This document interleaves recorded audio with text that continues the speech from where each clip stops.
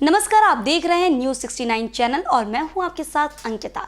चलिए रुक करते हैं खबरों की ओर। राष्ट्रीय स्वयंसेवक संघ के सरसंघचालक डॉक्टर मोहन भागवत द्वारा जबलपुर के शास्त्री ब्रिज स्थित नरसिंह मंदिर में साकेतवासी डॉक्टर श्याम देवाचार्य के श्री गृह का लोकार्पण किया गया। इस अवसर पर मंदिर में सुरक्षा व्यवस्था के पुख्ता इंतजाम किए गए थे, जिनकी मौजूदगी और साधु संतों की उपस्थिति में सरसंघचालक द्वारा श्री गृह का लोकार्पण किया गया है। वहीं श्री गृह का लोकार्पण करते हुए राष्ट्रीय स्वयंसेवक संघ के सरसंघचालक डॉक्टर मोहन भागवत ने कहा कि भारतवर्ष विश्व कल्याण और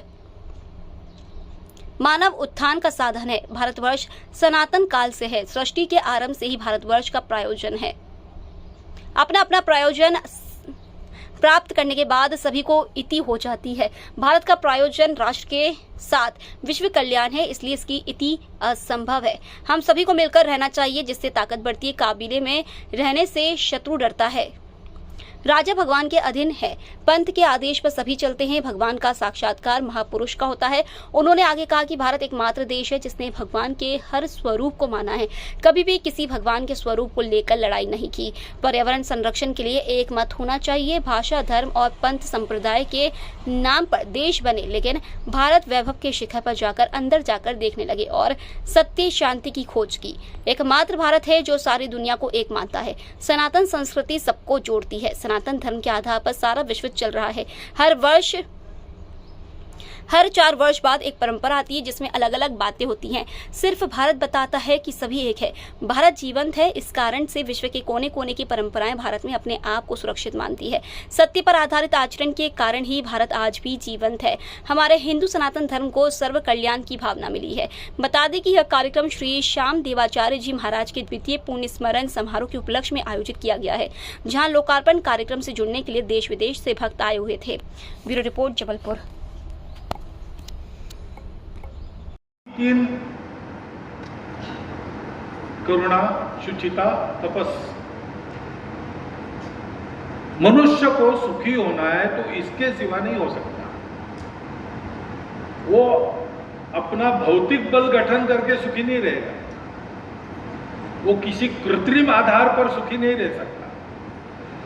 सत्य पर आधारित ये जो धर्म है, हम सब एक है, हम सब एक दूसरे के हैं, हम सब में है, सब हम में है।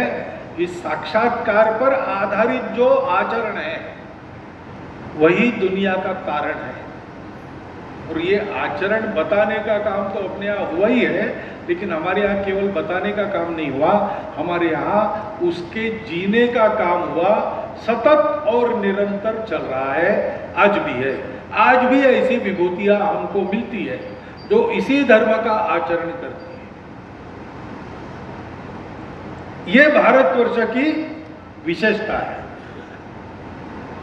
समर्थ रामदास स्वामी ने कहा कि धर्म स्थापना का काम करने वाले ये जो मनुष्य है वो ईश्वर के अवतार है। वो होते आए हैं, आगे भी होने वाले हैं, क्योंकि ये उस परमपिता भगवान की हमको देन है। वो देन हमारे भारतवर्ष को, हमारे हिंदू समाज को, हमारी सनातन संस्कृति को मिली है।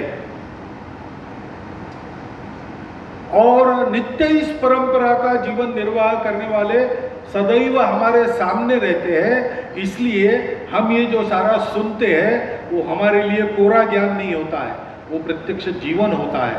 और भारतवर्ष का हर आदमी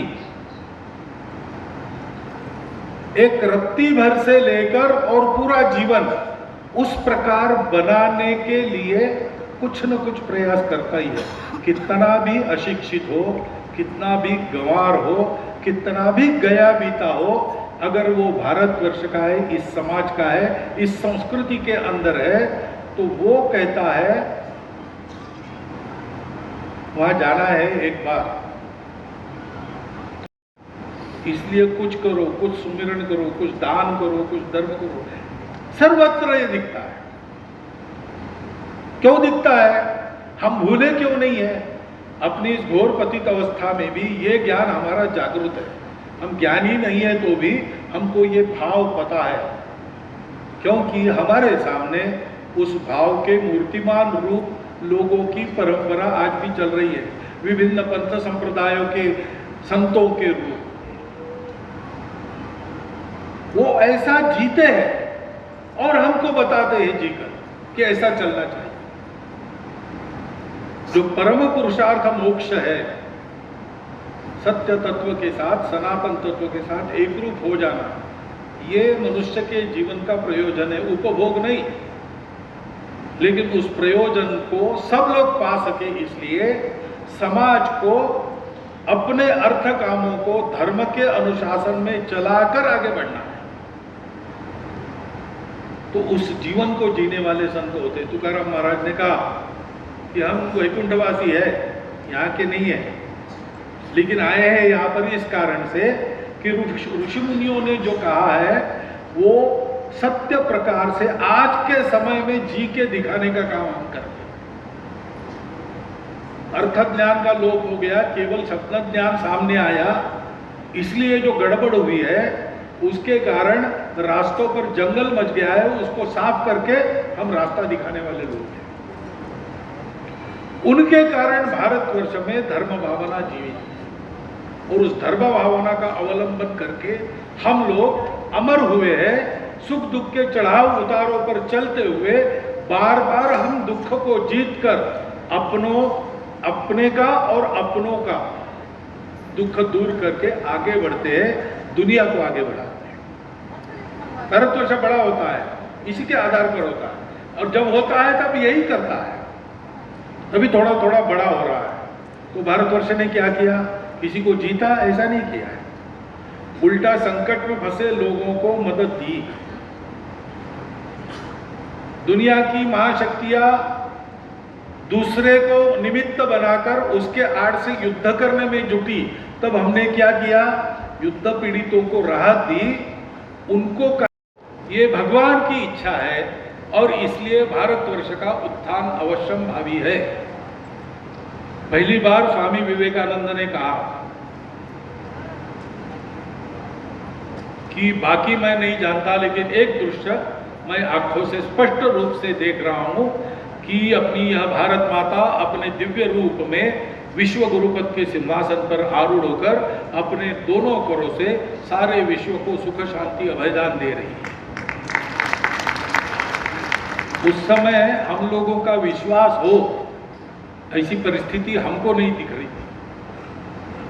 उनके बाद योगी अरविंद ने बताया कि मैं जेल में था तो प्रत्यक्ष वासुदेव कृष्ण ने साक्षात होकर मुझे ये कहा है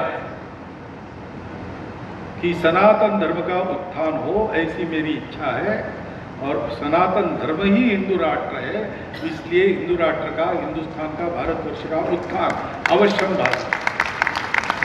तब भी किंतु परंतु था, लेकिन आज तो ऐसी कोई स्थिति नहीं है।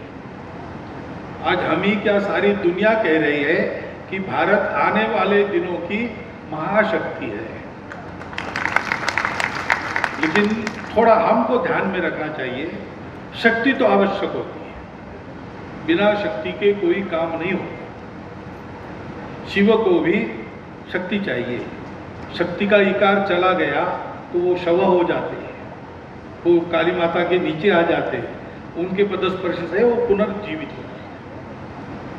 तो शक्ति तो आवश्यक है, लेकिन दुनिया में हमारी शक्ति क्या करेगी? दूसरों को पीड़ित नहीं करेगी, वो दुर्बलों की रक्षा करेगी, सबको धर्म देगी, सबको मतांतरित नहीं करेगी, सबको कहेगी कि ये चार तत्व है धर्म के। सत्य ये है कि हम सब एक दूसरे के हैं, हम सृष्टि के साथ एकात्म है, एक का विकास दूसरे का विकास होता है, एक का विनाश सबका विनाश होता है, और इसलिए अपने विकास से सबका विकास हो, ये देखकर अपना विकास करो। इसी तरह की और खबरें देखने के लिए बने रहे हमारे साथ, देखते रहिए न्यूज़ 69 चैनल। जब तक के लिए धन्यवाद।